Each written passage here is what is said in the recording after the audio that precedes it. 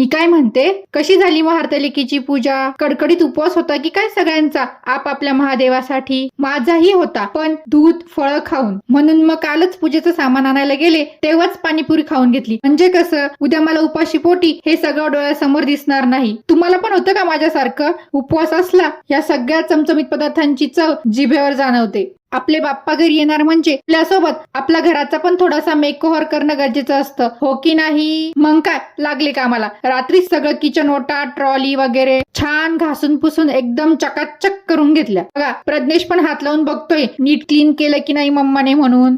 दिवसाने आज सकाळी छान असं कडक ऊन पडलं होतं. मग काय, मुलांचे सगळे नवे जुने कपडे धुवून छान कडक उन्हात वाळत घातले. मला आहे ना ते गॅलरीत स्टँडवर कपडे वाळत घालायला आवडतच नाही. असे कपड्यांवर ऊन आलं पाहिजे असे कपडे वाळलेले लागतात. मग काय, लगे हात त्यांची प्लेमॅट पण छान डेटॉल टाकून कपड्याने पुसून घेतली दोन्ही साईडने आणि उन्हात वाळत घातली. कसं आहे, गणपती बाप्पांना पण आपलं घर प्रसन्न वाटलं पाहिजे. त्यांना आपल्या घरी 10 दिवस मुक्काम करायचा असतो असं मला तरी वाटतं. किचनची बाकी छोटी मोठी क्लिनिंग करून घेतली. ते काय दर मंथ एंडिंगला चालूच असतं आपलं. मी हे सगळं करत होते तोपर्यंत बघा दोन्ही भावांचं काय चालू आहे. सगळे खेळणे सोडून त्यांना या चेअर सोबत खेळायचं होतं. मुलं काय आणि कशासोबत खेळतील सांगताच येत नाही. तुम्हाला काय वाटतं, माझा छोटा मुलगा किती महिन्याचा किंवा किती वर्षाचा असेल? नक्की कमेंट करून सांगा. असा होता आजचा दिवस. चला तर भेटूया नेक्स्ट व्हिडिओ मध्ये. तोपर्यंत बाय.